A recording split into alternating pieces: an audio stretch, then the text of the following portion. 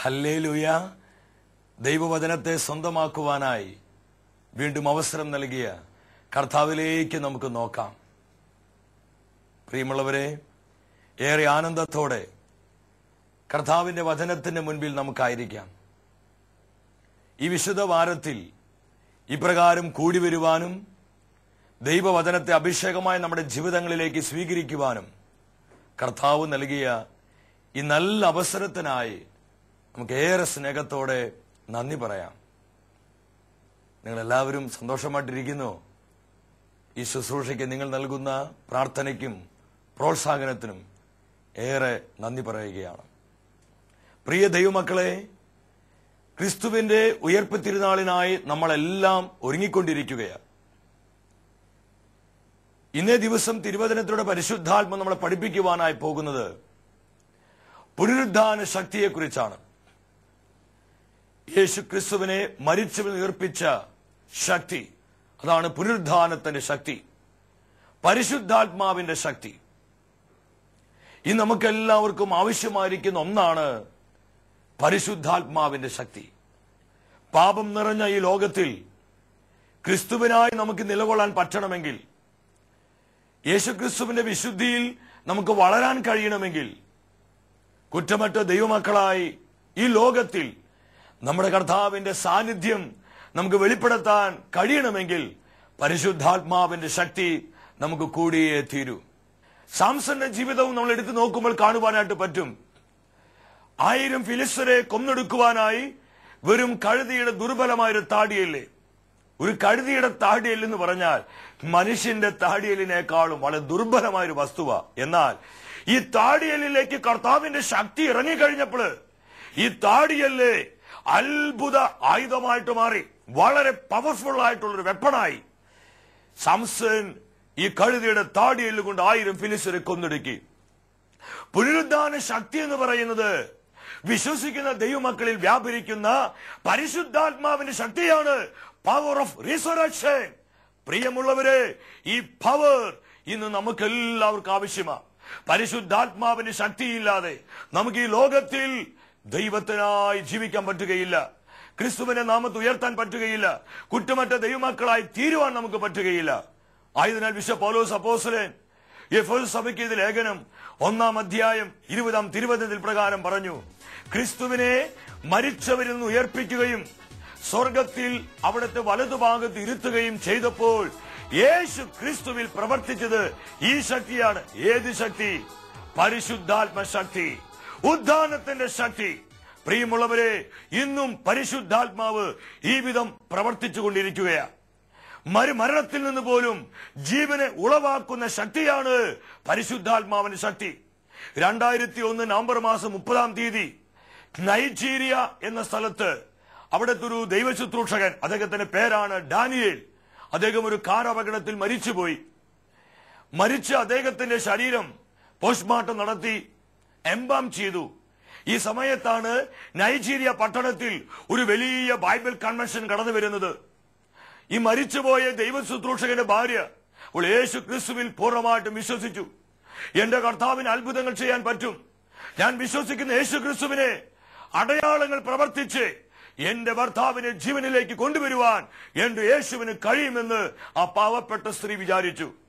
അവൾ എന്താ ചെയ്തെന്നറിയോ? ഈ കൺവെൻഷൻ ഗ്രൗണ്ടിലേക്ക് മരിച്ചുപോയ എംബാം ചെയ്ത തന്റെ ഭർത്താവിന്റെ മൃതശരീരവുമായി ആ ശുശ്രൂഷയിൽ പങ്കെടുക്കുവാനായിട്ട് അവൾ കടന്നു വരികയാണ്. ആ ശുശ്രൂഷയെ ഓർഗനൈസ് ചെയ്ത പ്രേക്ഷിതർക്ക് വരെ, ശുശ്രൂഷകർക്ക് വരെ ഈ സ്ത്രീയുടെ വിശ്വാസത്തിന് പൊരുൾ മനസ്സിലാക്കാൻ പറ്റിയില്ല. പ്രിയമുള്ളവരെ, എന്നാൽ ആ സ്ത്രീയുടെ വിശ്വാസത്തിന് മുൻപിൽ അവർ തോറ്റുപോയി. അങ്ങനെ കൺവെൻഷനിൽ പങ്കെടുക്കുവാൻ തന്റെ ഭർത്താവിന് മൃതശരീരവുമായി അവൾ പോവുകയാണ്. കൺവെൻഷന് 3-ാമത്തെ ദിവസം രോഗികൾക്ക് വേണ്ടിയിട്ടുള്ള പ്രത്യേക പ്രാർത്ഥന ശുശ്രൂഷ നടന്നുകൊണ്ടിരിക്കുക. ഈ സമയത്ത് കർത്താവിന്റെ അത്ഭുത ശക്തി ആ കൺവെൻഷൻ ഗ്രൗണ്ടിലേക്ക് ഇറങ്ങി വന്നു. ലക്ഷക്കണക്കിന് ദൈവജനം ഏക മനസ്സോടെ ക്രിസ്തുവിന്റെ സുവിശേഷം കേട്ടുകൊണ്ടിരിക്കുക. ഈ സമയത്ത് ആ കൺവെൻഷൻ ഗ്രൗണ്ടിൽ പരിശുദ്ധാത്മാവിന്റെ ശക്തി വ്യാപരിക്കാൻ തുടങ്ങി. ഇത് പവർ ഓഫ് റിസറക്ഷൻ, ഉദ്ധാനത്തിന്റെ ശക്തി അവിടെ വലിയ അഭിഷേകമായി ചലിക്കാൻ തുടങ്ങി. ആ രോഗികൾക്കായി നിശ്ചയിക്കപ്പെട്ടിരിക്കുന്ന വാർഡിലേക്ക് പരിശുദ്ധാത്മാവിന്റെ ശക്തി ഇറങ്ങി വന്നു. മരിച്ചവരിൽ നിന്ന് അത് ജീവനെ ഉളവാക്കുന്ന ശക്തി ആ വാർഡിൽ മുഴുവൻ വ്യാപരിക്കാൻ തുടങ്ങി. മരിച്ച് എംബാം ചെയ്ത ഈ മൃതശരീരമായ ഡാനിയേൽ എന്ന് പറയുന്ന ദൈവശുശ്രൂഷകന്റെ ആ മൃതശരീരത്തിന് മേൽ പരിശുദ്ധാത്മാവ് ജീവൻ നൽകുന്ന ആത്മാവായി, ജീവന്റെ ആത്മാവായി, ഉദ്ധാനത്തിന്റെ ശക്തിയായി ചലിക്കാൻ തുടങ്ങി. എന്താ സംഭവിച്ചെന്നറിയോ പ്രിയ ദൈവമക്കളെ? എവിടെയെല്ലാം പരിശുദ്ധാത്മാവിന് ചലനമുണ്ടാകുന്നു അവിടെയെല്ലാം ജീവൻ വെളിപ്പെടും, അവിടെ ശക്തി വെളിപ്പെടും, അവിടെ ദൈവത്തിന്റെ അത്ഭുത പ്രവൃത്തി വെളിപ്പെടും. അവിടെ മരിച്ച് 4-5 ദിവസം കഴിഞ്ഞ ഈ ദൈവദാസൻ ആ മൃതശരീരം ജീവനോടെ എഴുന്നേറ്റിരുന്നു. അത്ഭുതകരമായി മരിച്ചുപോയ ആ മൃതശരീരത്തെ പരിശുദ്ധാത്മാവ് ജീവനുള്ള ശരീരമാക്കി മാറ്റി. നൈജീരിയയിൽ ആ ഗ്രാമം മുഴുവൻ യേശു ക്രിസ്തുവിലേക്ക് തിരിച്ചു വരിക, അവരെല്ലാം ക്രിസ്തുവിനിൽ വിശ്വസിക്കുക. പ്രിയ ദൈവമക്കളെ, ഇന്നും ഈ വിധം പരിശുദ്ധാത്മാവ് ചലിച്ചുകൊണ്ടിരിക്കുന്നുണ്ട്.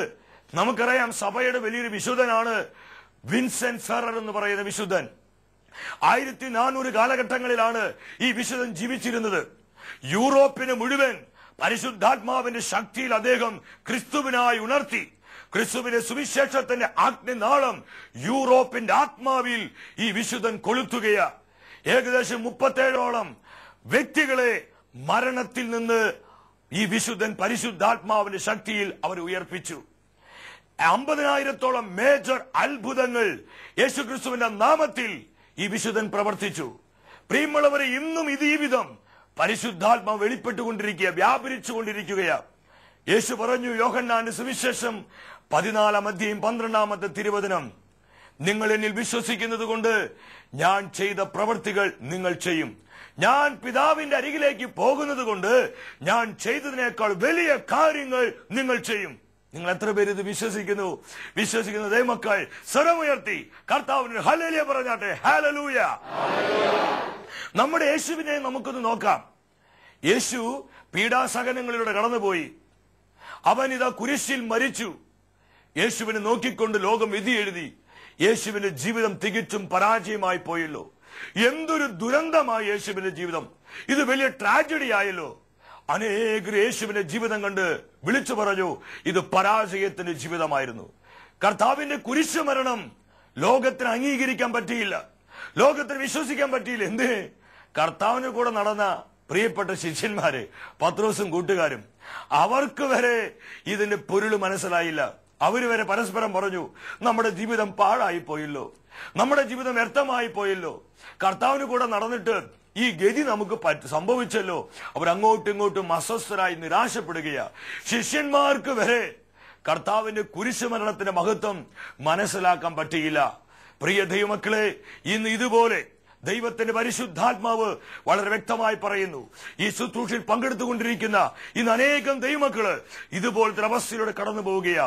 നാട്ടുകാരും വീട്ടുകാരും കൂടെ നിൽക്കുന്നവരും ഒരുപോലെ വിളിച്ചു പറയാ, ഓ നിന്റെ ജീവിതം ഇതുപോലെ പാഴായി പോയല്ലോ, നിന്റെ ജീവിതം ഇതുപോലെ പരാജയമായി പോയല്ലോ, നിന്റെ കുടുംബത്തിന് ഈ ദുരന്തം വന്നുവല്ലോ, നിന്റെ മക്കള് ഈ വിധത്തിലായല്ലോ എന്ന് പറഞ്ഞ് ജീവിതത്തെ നോക്കി, കുടുംബത്തെ നോക്കി വാക്കുകൾ പറഞ്ഞ് അത് കേട്ടതുമൂലം മനസ്സ് കലങ്ങി വേദനിച്ചു കൊണ്ടിരിക്കുന്ന ഒരുപാട് ദൈവമക്കളെ ഈ സമയം സ്വർഗത്തിലെയും കണ്ടുകൊണ്ടിരിക്കുകയാണ്. പ്രിയമുള്ളവരെ, ഈ സമയം പരിശുദ്ധാത്മാവിന്റെ ശക്തി അഭിഷേകമായി, കൃപയായി, ശക്തിയായി, വിടുതലായി, ജീവനായി കർത്താവ് പകരുകയാ.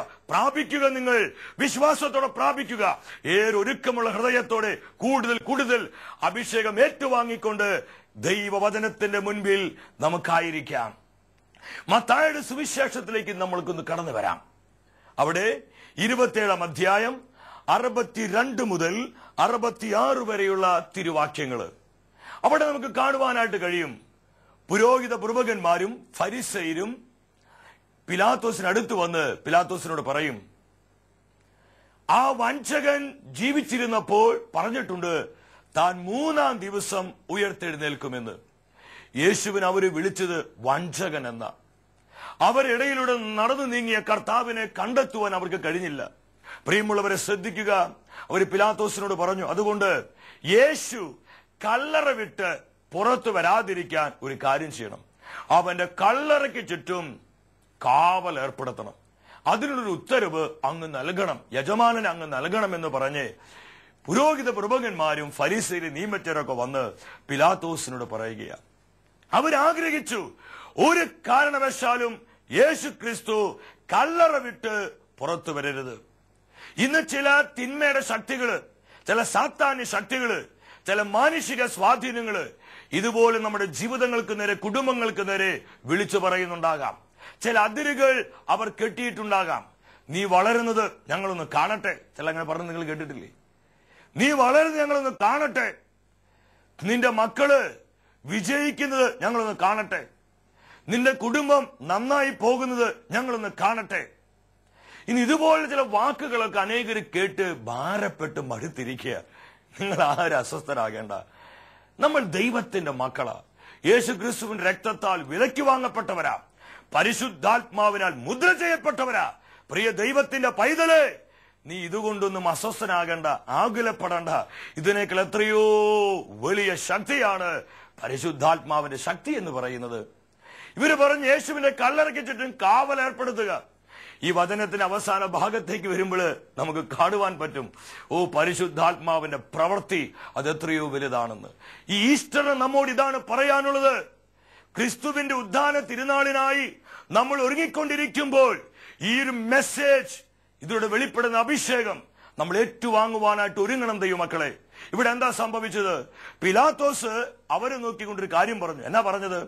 65-ാമത്തെ തിരുവചനത്തിൽ പിലാത്തോസ് പറഞ്ഞു, നിങ്ങൾക്ക് ഒരു കാവൽ സേനയുണ്ടല്ലോ, പോയി നിങ്ങളുടെ കഴിവ് പോലെ കാത്തുകൊള്ളുവീൻ. എനിക്ക് നല്ല ഉറപ്പുണ്ട് പിലാത്തോസ് ഇത് പറഞ്ഞു കഴിഞ്ഞപ്പോൾ അവര് മാക്സിമത്തിൽ യേശു കല്ലറ വിട്ട് പുറത്തു വരാതിരിക്കാൻ അവര് മാക്സിമത്തിൽ അവരുടെ സമ്പത്ത് ഉപയോഗിച്ച്, അവരുടെ സ്വാധീനം ഉപയോഗിച്ച്, അവരുടെ ബുദ്ധി ഉപയോഗിച്ച്, അവരുടെ കഴിവുകൾ ഉപയോഗിച്ച് ആ കല്ലറയ്ക്ക് ചുറ്റും അവർ പല കാര്യങ്ങളും ചെയ്യുകയാണ്. ഇനി ഇതുപോലെ ചില വ്യക്തികൾ വളരാതിരിക്കാൻ, അവർ അഭിവൃദ്ധിയിലേക്ക് വരാതിരിക്കാൻ, അവർ വിജയം വരിക്കാതിരിക്കാൻ ഒരുപാട് ഭാഗ്യശക്തികൾ ഇന്ന് ഇതുപോലെ പ്രവർത്തിക്കുന്നുണ്ട്. കുടുംബകാര്യങ്ങളിൽ, ആത്മീയ ജീവിതത്തിൽ, ശുശ്രൂഷ മേഖലകളിൽ, ബിസിനസ് സംരംഭങ്ങളിൽ അനേകരെ ഒതുക്കുവാനായിട്ട് ഇവർ യേശുവിനെ ഒതുക്കുവാൻ വേണ്ടി ഒരുങ്ങിയത്. ഇവർ യേശുവിനെ ആ കല്ലറയ്ക്കുള്ളിൽ ഒതുക്കിയിടുവാനായിട്ട് പരിശ്രമിച്ചു. പ്രിയ ദൈവമക്കളെ ശ്രദ്ധിക്കുക. മറ്റുള്ള ചില വ്യക്തികളുടെ പ്രവൃത്തി മൂലം, വാക്കുകൾ മൂലം, പെരുമാറ്റം മൂലം നമ്മുടെ ജീവിതം ഒതുങ്ങിപ്പോയിട്ടുണ്ടോ എങ്കിൽ നീ അസ്വസ്ഥനാകേണ്ട. ഇങ്ങനെ ഒതുങ്ങിയിരിക്കേണ്ട ഒരു വ്യക്തിയല്ല നീ. നിന്റെ ജീവിതത്തിൽ പലവിധത്തിലുള്ള ദൈവപ്രവൃത്തികൾ ഈ നാളുകളിൽ വെളിപ്പെടാൻ പോവുകയാ. കർത്താവ് നൽകുന്ന ഈ വാഗ്ദത്തം, ദൈവത്തിന്റെ വാക്കുകളിൽ നമുക്ക് എത്ര പേർക്ക് വിശ്വസിക്കാൻ പറ്റും? വിശ്വസിക്കുന്നവർക്ക് അത്ഭുതങ്ങൾ കാണാം. അവരുടെ ജീവിതത്തിൽ അത്ഭുതത്തിന് പൊട്ടിത്തെറികൾ നടക്കുന്നത് കാണുവാനായിട്ട് പറ്റും. ഇവരെന്താ ചെയ്തെന്നറിയോ? പിലാത്തോസ് പറഞ്ഞു കഴിഞ്ഞപ്പോൾ അവർ ചെയ്ത ഒന്നാമത്തെ കാര്യം, അവർ പോയി കല്ലിനെ മുദ്ര വെച്ചു. യേശുവിന്റെ ഗുഹാമുഖത്ത് വെച്ചിരിക്കുന്ന ആ വലിയ പാറക്കല്ലിന്റെ മേൽ റോമൻ ഗവൺമെന്റിന്റെ സീൽ അവർ മുദ്ര വെക്കുകയാണ്. നമ്മൾ കണ്ടിട്ടുണ്ട്, ചില ബാങ്കുകൾ വീട് ജപ്തി ചെയ്യുമ്പോൾ ബാങ്കിന്റെ സീൽ വെക്കും. എന്ന് പറഞ്ഞാൽ ആ വസ്തു പിന്നെ ബാങ്കിന്റേതായി. ഇതുപോലെ യേശുവിന്റെ കല്ലറയ്ക്ക് അവർ ആ കല്ലിനെ സീൽ ചെയ്ത് മുദ്ര വെച്ചു. ആ കല്ലറ റോമൻ ഗവൺമെന്റിന്റെ അധീനതയായി. ഇനി ആരെങ്കിലും ആ കല്ലറയെന്ന് ചുമ്മാ തൊട്ടാൽ അവർക്ക് പോയി ജയിലിൽ കിടക്കേണ്ടി വരും. പ്രിയമുള്ളവരെ, അവർ ആ കല്ലറയ്ക്ക് സീൽ വെക്കുകയാണ്, അവർ ആ കല്ലറയ്ക്ക് മുദ്ര വെക്കുകയാണ്. ഇവിടെ നമ്മൾ ശ്രദ്ധിക്കുക, ഇന്ന് ഇതുപോലെ നമ്മുടെ ജീവിതം വളർച്ചയിലേക്ക് വരാതിരിക്കാൻ, നമ്മുടെ ജീവിതം അഭിവൃദ്ധിയിലേക്ക് വരാതിരിക്കാൻ, നമ്മുടെ ജീവിതം കൂടുതൽ നന്മകൾ സ്വന്തമാക്കാതിരിക്കാൻ, നമ്മുടെ കുടുംബങ്ങൾ കൂടുതൽ അഭിഷേകത്തിലേക്കും അനുഗ്രഹത്തിലേക്കും വരാതിരിക്കുവാൻ ഇതുപോലെയുള്ള ചില സാത്താന്യ ശക്തികൾ, ഇതുപോലെ ചില മാനുഷിക ശക്തികൾ നമ്മുടെ ജീവിതത്തിന് ചുറ്റും, കുടുംബത്തിന് ചുറ്റും, ശുശ്രൂഷ മേഖലകൾക്ക് ചുറ്റും ചില അടിസ്ഥാനങ്ങൾ ഇട്ടിട്ടുണ്ട്. ചില അതിര് വരച്ചിരിക്കുകയാ. ഇത് വിട്ട് പുറത്തു പോകരുത്, ഇത് വിട്ട് വളരരുത്, ഇങ്ങനെ പോയാൽ മതി, ഇത്ര ആയാൽ മതി. ചില അതിരുകൾ ഇട്ടിരിക്കുകയാണ്. എന്നാൽ പ്രിയ ദൈവമക്കളെ, ഒരു കാര്യം നമ്മൾ മനസ്സിലാക്കുക, നമ്മുടെ കർത്താവ് അതിരുകളെ പൊട്ടിക്കുന്ന ദൈവമാണ്.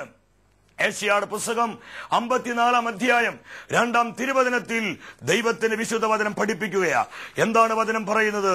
യെശയ്യായുടെ പുസ്തകം 54:2, നിന്റെ കൂടാരം വിസ്തൃതമാക്കുക, അതിലെ തിരശ്ശീലകൾ വിരിക്കുക, കയറുകൾ ആവുന്നത്ര അയച്ച് നീളം കൂട്ടുക, നീ ഇരുവശത്തേക്കും അതിരുഭേദിച്ച് വ്യാപിക്കും.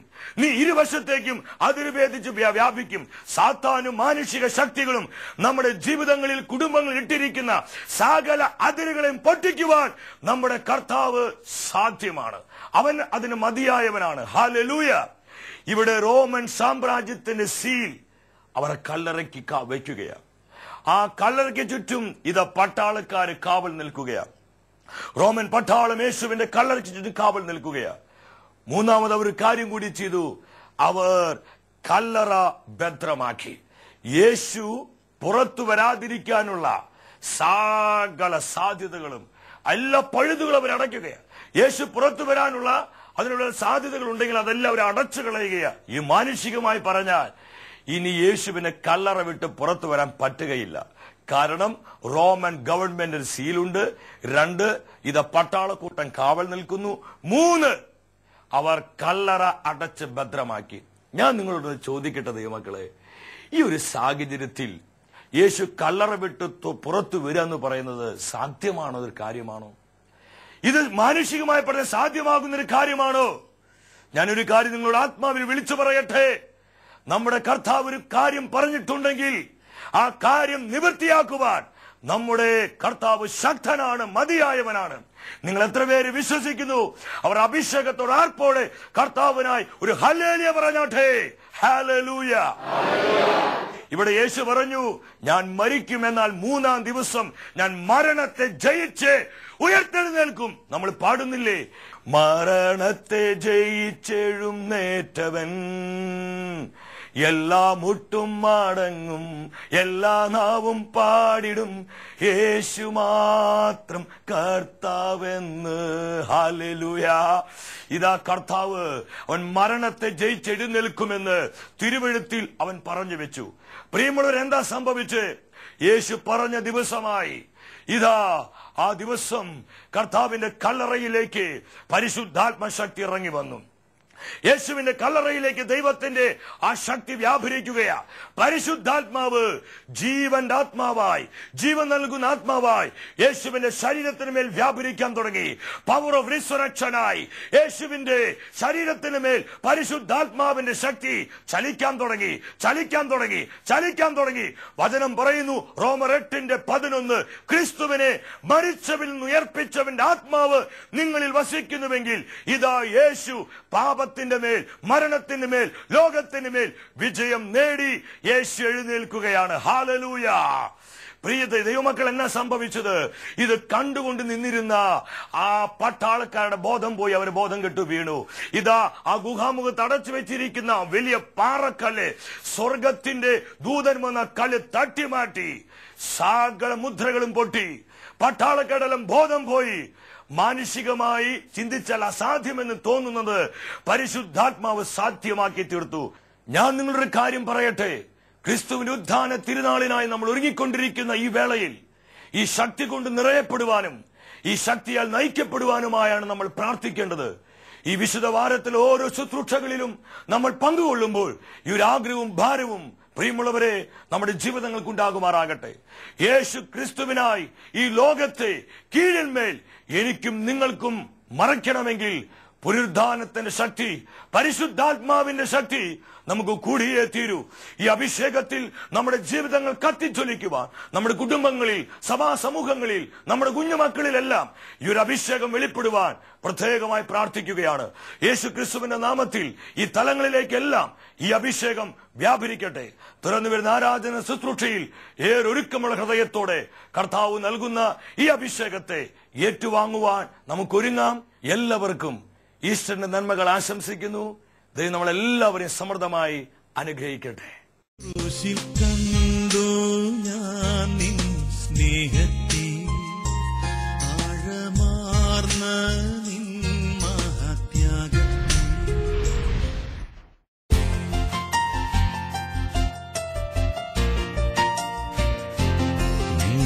കർത്താവ്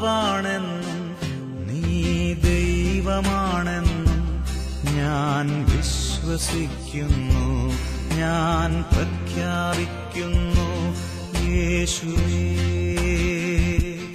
രക്ഷകാ കർത്താവേ നാഥനേ, നീ കർത്താവാണെന്നും നീ ദൈവമാണെന്നും ഞാൻ വിശ്വസിക്കുന്നു, ഞാൻ പ്രഖ്യാപിക്കുന്നു.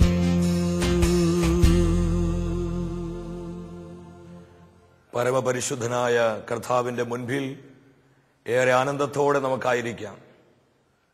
ഇന്നേ ദിവസം തിരുവചനത്തിലൂടെ പരിശുദ്ധാത്മ നമ്മളെ പഠിപ്പിച്ചു ഉദ്ധാന ശക്തിയെക്കുറിച്ച്.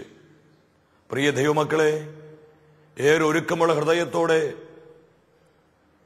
പരിശുദ്ധ കുർബാനയിലുള്ള ദൈവ സാന്നിധ്യം അനുഭവിച്ചുകൊണ്ട് വിശ്വാസത്തോടെ നമുക്ക് പ്രാർത്ഥിക്കാം. നമ്മുടെ ജീവിതത്തിന് എല്ലാ മേഖലകളിലും, നമ്മുടെ കുടുംബങ്ങളിലും, തലമുറകളിലും, നമ്മുടെ തൊഴിൽ മണ്ഡലങ്ങളിലെല്ലാം പരിശുദ്ധാത്മാവിന്റെ ശക്തി അഭിഷേകമായി വ്യാപരിക്കുവാൻ, വെളിപ്പെടുവാൻ ഏറെ ആഗ്രഹിച്ചു പ്രാർത്ഥിക്കുക. ഇരുകരങ്ങളും വിശുദ്ധ കുർബാനയുടെ മുൻപിൽ യാചനാപൂർവ്വം തുറന്നു പിടിച്ച് നുറുങ്ങിയ ഹൃദയത്തോടെ പ്രാർത്ഥിക്കാം.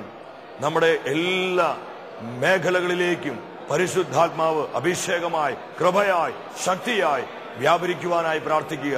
ഇന്ന് ജീവൻ നഷ്ടപ്പെട്ട എല്ലാ മേഖലകളിലും ദുഃഖങ്ങള്, നിരാശകള്, വേദനകള്, അസ്വസ്ഥതകള്, ഈ അടിമത്തങ്ങളെല്ലാം തകർക്കുന്ന അത്ഭുത അഭിഷേകമായി പരിശുദ്ധാത്മാവ് നമ്മുടെ ജീവിതങ്ങളുടെ മേൽ, നമ്മുടെ കുടുംബങ്ങളുടെ മേൽ, നമ്മുടെ സമൂഹങ്ങളുടെ മേൽ വ്യാപരിക്കുവാനായി ഏറെ ഒരുക്കത്തോടെ പ്രാർത്ഥിക്കാം.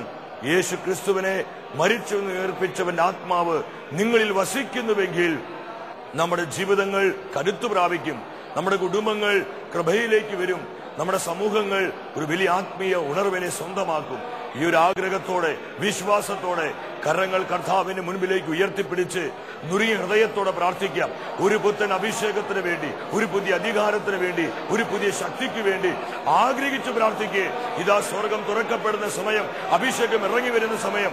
ഈ ആരാധന ശുശ്രൂഷയിൽ പങ്കെടുത്തുകൊണ്ടിരിക്കുന്ന ഓരോ വ്യക്തികളുടെ മേൽ ഇതാ പരിശുദ്ധാത്മാവ് ശക്തിയോടെ വ്യാപരിക്കുന്നു, കൃപയായി വ്യാപരിക്കുന്നു. അടിമത്ത കെട്ടുകളെ പൊട്ടിക്കുന്ന വിടുതലിന്റെ ആത്മാവായി, രോഗശക്തികളെ നിർവീര്യമാക്കുന്ന സൗഖ്യത്തിന്റെ ആത്മാവായി, ബലഹീനമായ ജീവിതങ്ങളെ കരുത്തു നൽകുന്ന അഭിഷേകത്തിന്റെ കൃപയായി ഇത പരിശുദ്ധാത്മ വ്യാപരിക്കുന്നു. കരമുയർത്തി, സ്വരമുയർത്തി നമുക്ക് യേശുവിനെ വിളിക്കാം. Hallelujah, hallelujah, hallelujah. ആരാധന അങ്ങേക്ക്, ആരാധന യേശുവേ രക്ഷകാ കർത്താവേ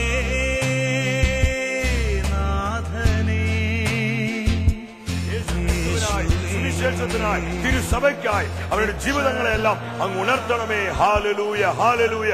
അഭിഷേകമായി, കൃപയായി ആത്മാവെ പ്രവർത്തിക്കണമേ. ആരാധന, ആരാധന, ആരാധന. എല്ലാ നന്മകൾക്കായി ഞങ്ങൾ നന്ദി പറഞ്ഞ് പ്രാർത്ഥിക്കുന്നു. കർത്താവേ, ഈ വിശുദ്ധവാര കർമ്മങ്ങളിൽ ഞങ്ങൾ പങ്കെടുക്കുമ്പോൾ ഈ ഉദ്ധാനത്തിന് ശക്തിയെ സ്വീകരിക്കുവാൻ, ഈ പരിശുദ്ധാത്മ അഭിഷേകത്തെ സ്വന്തമാക്കുവാൻ ഞങ്ങൾ അഭിഷേകം ചെയ്യണമേ. ആരാധന, ആരാധന, ആരാധന. യേശുവേ ആരാധന, ആരാധന, ആരാധന, ആരാധന. Hallelujah, hallelujah, hallelujah, hallelujah. യേശുവേ നന്ദി, യേശുവേ സ്തുതി.